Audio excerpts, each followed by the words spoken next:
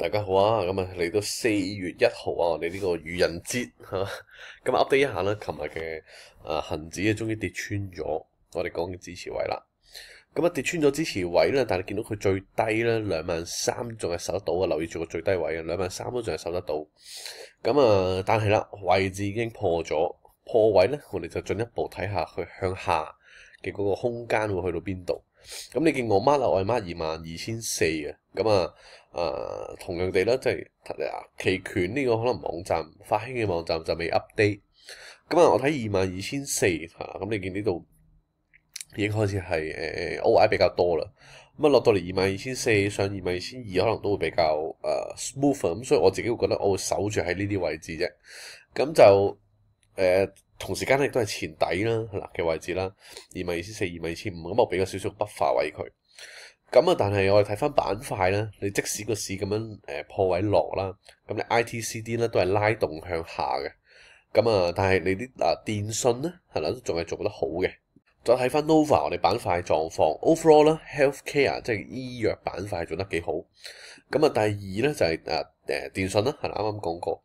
overall 你見到啦，扯緊上嚟咧，呢個係綜合企業係啦，即係下邊係嗰啲橙色嘅能源啦，係啦，必需品啊，必需品都係落嘅，橙色能源啊，紫色 healthcare 啊，咁所以你見到嚟嚟去去都係無他係啦，Telecom 啦。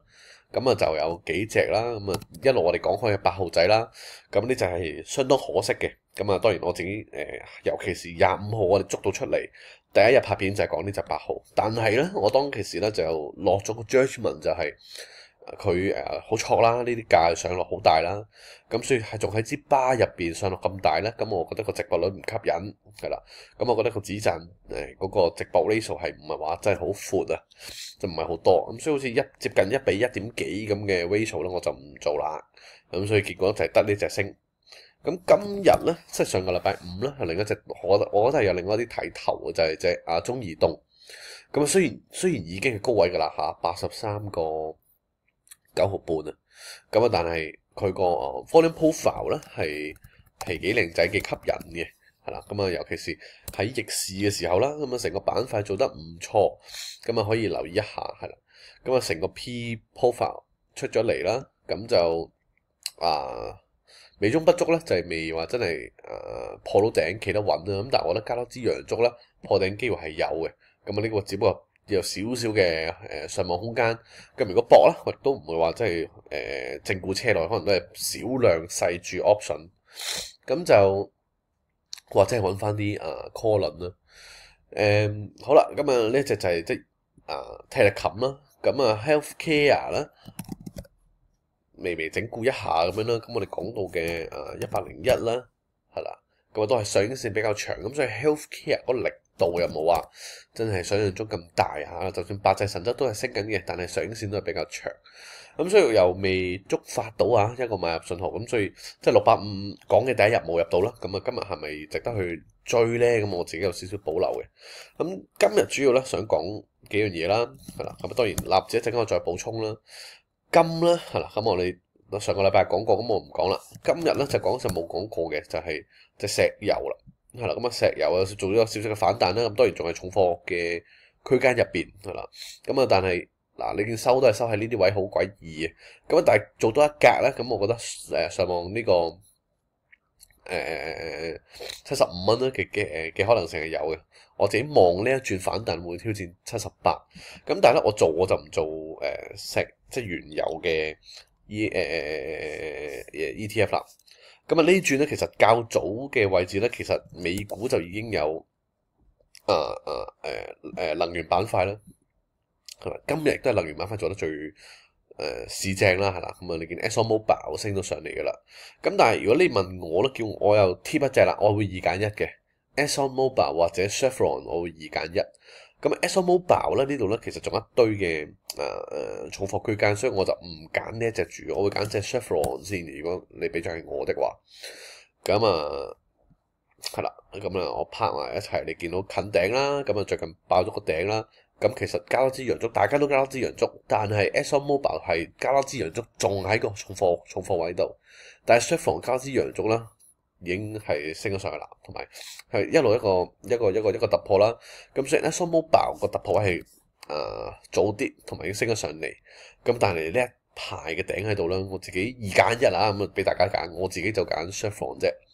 咁啊，我哋可以即係大家各揀一隻咁啊，下個禮拜揭曉啦。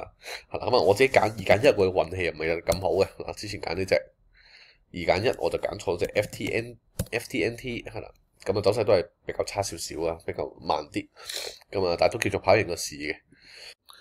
咁啊，如果你問我的話啦，嗱，開翻納指啦，係啦。咁啊，係啦。我應該畫好少少。總之納指咧，我哋畫第一日啦。咁啊，其實已經出咗個方向啦。咁啊，一支陰燭都冇企翻過上嚟嘅。咁啊，今日啦，你見到雖然先低後高，係啦。咁啊，板塊上咧隻 U 咧，係啦，即係公用啦。咁啊，由11點開始就已經開始跌到落嚟噶啦。咁啊K 啊 Y 啊係咁爬上嚟，但係其實都係板塊最差嗰隻。咁所以短線嚟講咧，佢最多有個反彈，但係其實成個下跌趨勢都係比較淡啊。咁啊反彈，如果例如所有我哋講過啦，真係好可惜啦。明明有5% 嘅利潤咯，咁啊其實2日就冇晒。咁啊確實上係比較快嘅呢個美股嘅節奏。咁啊要留意啦。咁但係我自己覺得啦，港股、美股同樣地，我哋已經進入咗一個指數方向係向淡啦。咁但係咧，炒股不炒市嘅時候又嚟啦，係啦。咁啊，例如能源股出咗嚟啦，啱啱講過啦。跟住隻必需品其實都有好多啊，即係一路都係呢啲逆市衝緊上去，係啦，寶潔呢衝緊上去。咁大家可以留意啦。咁但係我自己咧又係同樣地啦，重貨區入邊又未有明顯方向出到嚟，又唔係啱啱突破。咁呢隻已經即係 KO 已經係 miss 咗噶啦，上到嚟個止蝕位太遠啦。咁所以我現價我又唔會去揀呢一隻。咁所以我自己會留多少少啦，再等多啲 signal 出啦。咁依家又唔需要急住去買貨住嘅。咁我自己隻 SBIT 咧，咁啊今日做咗個離場啦。我唔應該開呢一隻，我應該開比特幣。呢隻比特幣嘅逆向 ETF。咁就睇下先，係啦。咁啊，我開細少少嘅 time frame 啦，小時圖。咁啊，我即係覺得呢個離場係有啲可惜，但係又情有可原嘅。咁啊，點解咧？因為一路講過啦，個86000開始沽到落嚟，我自己 target 目標都係81000係80000至81000係第一個目標。咁啊，基本上都到咗噶啦，嗱，前底到埋噶啦。咁啊，但係我即係覺得終極目標，我覺得係落得去，可以落76000呢啲位置嘅。咁啊，不過啦，你見啦，即係 volume profile 連續都係重呢2日啦。咁今日9點鐘嘅時候啦，大成交喺低位撳翻晒上嚟。咁我都 show 少少 respect 啦，就嚟咗場啦，即係逆向 ETF。咁啊，但係其實個陰陽燭做得係比較弱嘅都仲係。咁所以我自己覺得啦，嚟緊可能都仲有得向淡。咁但係依家錄緊片嘅時間都已經接近1點鐘啦。咁我自己會俾多1日不乏時間佢啦。咁美股 ETF 咧，可能我會 miss 咗都唔出奇。咁我自己會等亞太區時間開翻市嘅時候啦，睇下有冇一個位置去落到倉啦，就應該去向翻淡。咁因為始終咧係啦，我自己目標係7字頭啊，7萬幾嘅。咁落到嚟嘅時候，我就開始揾位儲貨啦，係啦。咁但係你見到仲有一個儲貨位入邊啦。咁所以我仲係摸頂走嘅添，係啦，破頂係啦83000，咁我就離場。咁呢個少少嘅可惜嘅 trade 嚟嘅，咁不過都照 update 大家啦，係啦。咁profit 其實又唔係話真係好多，係啦，落到嚟咁好似做翻現貨或者 even 就做翻合約，好似好少少，但係就我自己因為 FTX 事件咧，我就冇合約 account 啦，已經冇再開啦，冇再入錢啦。咁所以去亞太區時間睇下有冇一啲 CFD 嘅 account 可以去做到少少嘅倉位啦，補翻倉咁啦。咁今日嘅 update 去到呢度啦，咁都講咗頗多嘅資產，咁希望可以幫到大家手啦。拜拜。